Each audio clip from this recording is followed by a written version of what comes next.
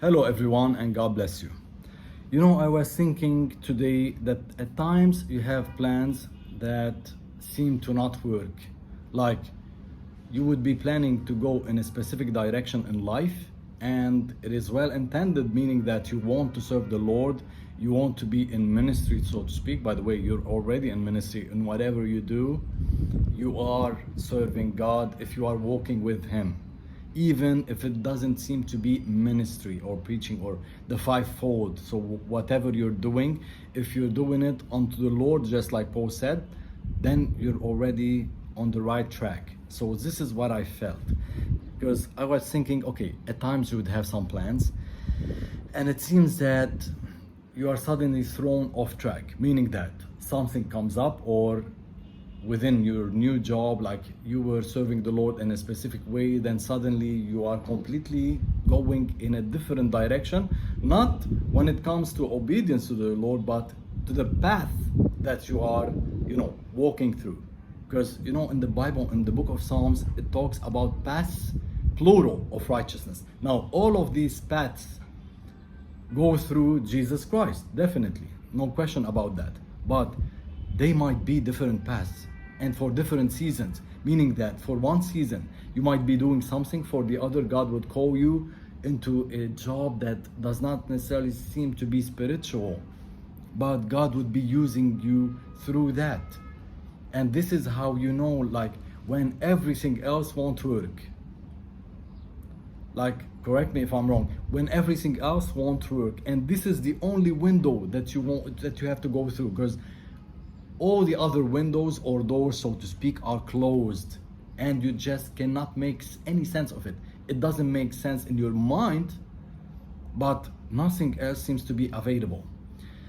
So, and by the way, when you pray to God and you believe, like, for example, you ask Him, okay, if this is the one, then make it simple, make it easier to go through.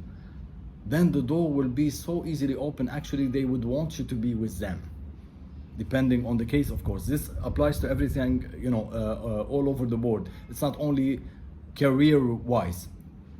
So I was reminded of Psalm 16, and also moments ago I was reminded of Proverbs 3, chapter 3, verses 5 to 6.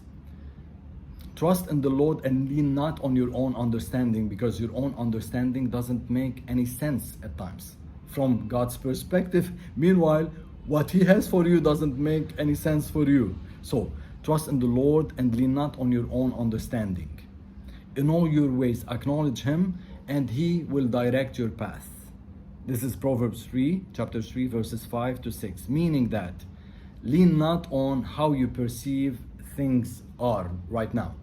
Do not rely on your own thinking, on your own logic, on your own processing concerning the turmoil, what seems to be a turmoil and chaos going around you, because God has it figured all out. Has it all figured out.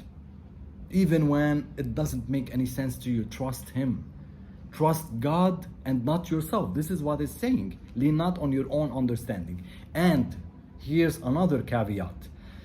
In all you do, in whatever you do, acknowledge Him, meaning that work as if, or like act as if He's already there with you, because He is. Acknowledge Him, meaning that profess His name, profess what He has done in your life so far.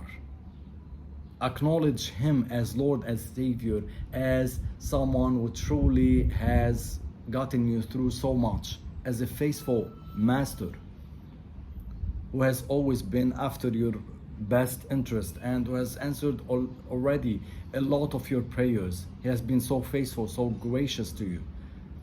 He has favored you in many cases when you didn't even deserve it.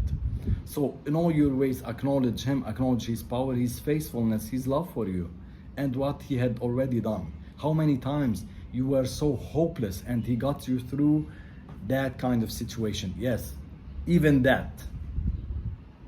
And He will direct your path. Proverbs 3, 5, 6. He will direct, at the end it says, and He will direct your path as you lean on Him, not on your own understanding, and acknowledge Him as Lord and Savior. He will direct your path.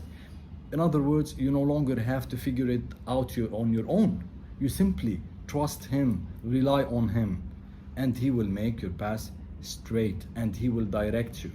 You know, also, it says in one of the Psalms, I don't know which one, I don't remember which one, but His word is the lamp to my feet, a lamp to my feet and the light to my path, meaning that He guides every step you take along the way, and He lights your path, meaning He shows you the future to come. Now, going back, because this was the first verse that came to mind, it is from Psalm 16, which says, my tent had fallen. This is what I heard actually when I was wondering concerning a situation I also am going through right now personally. So it says, my tent pegs had fallen in pleasant places. Let me read at first. Psalm 16. Keep and protect me, O God, for in you I have placed my trust and found refuge.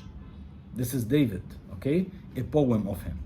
I said to the Lord, you are my Lord, meaning He's the master of your life. I have no good besides you. In other words, nothing else is meaningful. Nothing else has worked out anyway. As for the saints, godly people who are in the land, they are the majestic and the noble and the excellent ones, in whom is all my delight. And you can also perceive that this is Jesus saying that. All the nobles, the excellent, those who are walking righteously, they are my delight. Jesus is saying. Jesus is telling you right now, you are my delight. Yes, you might not have been perfect, but I can see you for who you truly are. And stop worrying about that thing. I have already figured out, and I will make it come to pass. I will fix it for you. Not probably in the same way that you perceived it will happen, but I'm a faithful God. The sorrows, pain and suffering of those who have chosen another God, idolatry, like money, like whatever, you fill in the blanks here, but this is an important verse. So 16:4. The sorrows, pain and suffering of those who have chosen another God will be multiplied because of their idolatry. I will not pour out their drink offerings or blood, meaning that their sacrifices are not even acceptable, nor will I take their names upon my lips. Remember when Jesus said that the one who confesses me before man, I will not be ashamed of him before my Father. This goes in the same lines. If you truly have Jesus before you as a true God, you would abstain from idolatry, all kinds of that. And this is how you become one of the nobles of the righteous, of the majestic, those who will inherit the earth. Verse 5, the Lord is my portion, is the portion of my inheritance. My cup is all I need. The cup of the Lord, also representing communion. You support my lot. Now here's the verse. The boundary lines, because this is the amplified version, the boundary lines of the land have fallen for me in pleasant places. Indeed, my heritage is beautiful to me. In other words, you know, when the tent is being enlarged, it says the pegs that are the points, the anchor points holding the tent had fallen in pleasant places, meaning that every area of your life, the boundaries of your life had fallen perfectly in where they were supposed to be. Or in other words, you have not lost land, lost territory. No, you're going into the territory that God has for you, and you're gonna cover it perfectly.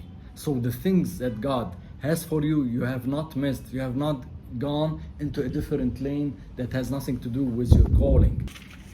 You support my lot. The boundary lines of the land have fallen for me in pleasant places. Indeed, my heritage is beautiful to me. I will bless the Lord who has counseled me.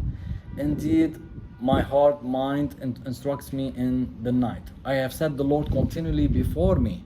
This is the caveat. You set the Lord before you continually, because He's at my right hand, I will not be shaken. If God is at your right hand, you will not be shaken. Okay? In other words, so when you have Jesus beside you, and Jesus walking with you in your life and whatever you've been needing, you will not be shaken. This reminds me also in a verse in the book of Proverbs which says, God is in the midst of her, she will not be shaken. He was talking about actually a city, but this applies to your life also. So, my body too will dwell confidently in safety. Therefore, my heart is glad, and my glory, my innermost self rejoices. For you will not, now this is the prophecy about the Messiah.